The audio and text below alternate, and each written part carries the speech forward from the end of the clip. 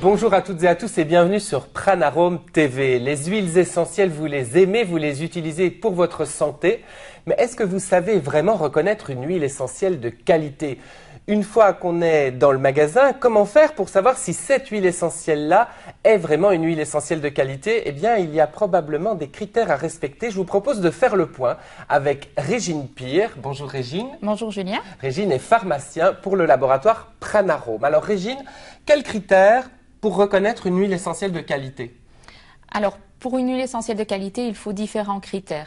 Le premier réflexe, évidemment, c'est de regarder les étiquettes et de voir quelles sont les informations que nous avons sur les étiquettes. Alors, voyons ici, par exemple, une étiquette d'eucalyptus radié. À quoi est-ce que je dois faire attention en premier lieu? Au nom latin, parce que le nom latin permet de savoir quel est le genre et l'espèce botanique de la plante aromatique dont provient cette huile essentielle-là. Pour les eucalyptus, par exemple, il existe d'innombrables espèces d'eucalyptus. Si on prend l'eucalyptus radié, il possède des propriétés sur la sphère respiratoire. Alors que si on prend l'eucalyptus citronné, lui, il possède des propriétés anti-inflammatoires. Ce sont donc bien deux eucalyptus, mais qui ont des propriétés différentes. Et en effet, donc les noms latins sont différents. On a Eucalyptus radiata d'un côté et Eucalyptus citriodora de l'autre. Donc ça nous permet évidemment de différencier ces deux huiles essentielles et de ne pas se dire, ben voilà, c'est de l'eucalyptus, point barre. Donc le nom latin, deuxième élément. Le nom latin qui sera donc toujours accompagné du nom commun. D'accord, oui, forcément, ici en français, en l'occurrence, tant mieux. Alors, il y a d'autres éléments, vous le disiez, auxquels il faut prendre garde, et le suivant, c'est? La partie utilisée, car on n'utilise pas toujours l'entièreté de la plante. On va parfois prendre que la fleur, que la feuille, que la racine ou que l'écorce. Et ça a aussi une influence, donc si je distille la feuille, j'ai pas la même huile essentielle que si j'ai distillé la fleur, par exemple. Non, elles auront des compositions différentes et donc des propriétés différentes.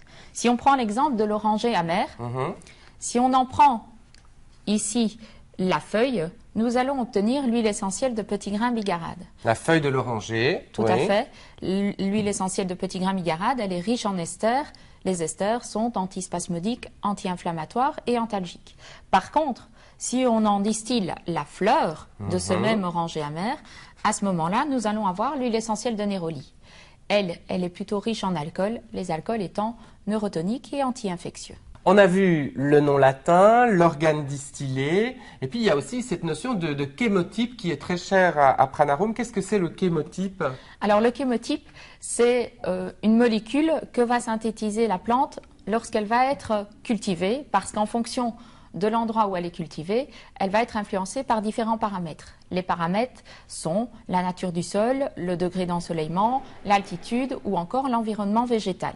Le chémotype est la molécule majoritaire qu'on va retrouver dans une plante cultivée dans un endroit X qui la différencie de la même plante cultivée dans un endroit Y. On a un exemple là, je pense, avec les romarins. Tout à fait. Si on prend les romarins, nous avons ici deux chémotypes intéressants. Je vais montrer à la caméra. Le premier est le chémotype verbenone qui pousse en Corse et qui a des propriétés drainantes et hépatoprotectrices, donc qui protègent le foie. Alors qu'ici nous avons le chémotype cinéole. Le cinéole, lui, a des propriétés expectorantes et pousse au Maroc. Alors, donc ça c'est le chémotype de deux romarins différents. Tout à fait. Il y a aussi sur les étiquettes de Pranarome toute une série de mots compliqués qui font un petit peu peur, comme cinéole, verbenone, mais aussi acétate de bornyle. Ce sont des molécules qui sont contenues dans l'huile essentielle. À quoi ça sert d'être attentif également à ces molécules-là quand on achète une huile essentielle? Est-ce que c'est ça qui fait que je sais ce que l'huile essentielle va me faire? Oui, si on connaît les propriétés de ces différentes molécules, oui. Elles font partie en fait d'une analyse chromatographique. L'analyse chromatographique est une technique d'analyse qui permet de savoir quelles sont les différentes molécules contenues dans l'huile essentielle, avec à chaque fois le pourcentage de chaque molécule dans cette huile essentielle. Pranarome veille à ce que chaque huile essentielle soit complète, c'est-à-dire qu'elle contienne l'entièreté de toutes les molécules qu'elle doit contenir et évidemment qu'elle ne contienne pas les molécules qu'elle ne doit pas contenir, ce qui n'est pas forcément le cas de tout ce que l'on trouve sur le marché à l'heure actuelle. Oui, parce que des huiles essentielles sont parfois coupées avec de l'alcool, malheureusement, peut-être parfois mélangées avec d'autres huiles essentielles. Alors, et ce ne sera évidemment pas le genre d'huile essentielle à utiliser pour une qualité thérapeutique irréprochable.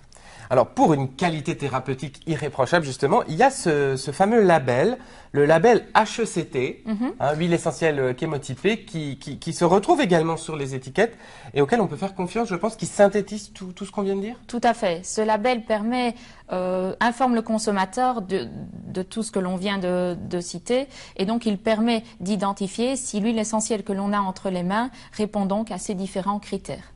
Merci pour ces explications, Régine. Lorsque vous ferez vos emplettes, soyez attentifs au label HECT, lisez les étiquettes. Si vous voulez en savoir plus sur les huiles essentielles, eh bien consultez aussi le site pranarome.com. Vous retrouverez un catalogue de plus de 45 huiles essentielles décrites. Et puis bien sûr, regardez nos vidéos pour apprendre à utiliser ces huiles essentielles en toute sécurité. À bientôt sur Pranarome TV.